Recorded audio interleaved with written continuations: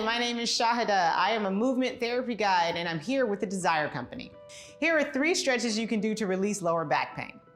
Stretching is so important because your body is designed to move. If you don't move it, you can increase the potential for pain, increase the potential for injury. It is important to stretch the muscles and it's important to keep the joints mobile and lubricated so that you move with ease and without pain. Low back pain is common because we are sedentary. Even if we're working from home, we're usually sitting and doing things. We are rarely moving around while we're working. Because of that, we tend to put strain on our low back most commonly. Back pain in general is very common, but low back pain is the most common. These are 3 stretches to help you alleviate low back pain simply and effectively. No matter what condition your body is in, at any given moment, you can use any of these stretches to feel good. In this class, all you need is a yoga mat and some comfy clothes and your body.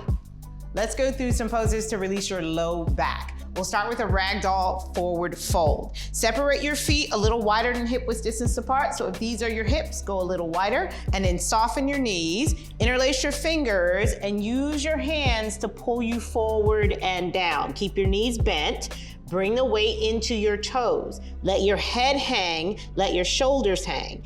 If you can't touch the floor, that's okay. You can grab opposite elbows, really lean forward, maybe sway right and left. As you move, keep your breath nice and steady. For a deeper stretch, you can drop your hands, toe heel your feet together, come high on your toes, keep your knees bent, and then drop your butt down. Walk your hands back towards your feet, tuck your chin into your chest, and bring your forehead to your knees.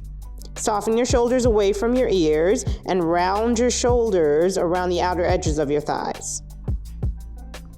Try to breathe into your back by expanding your lungs up and back.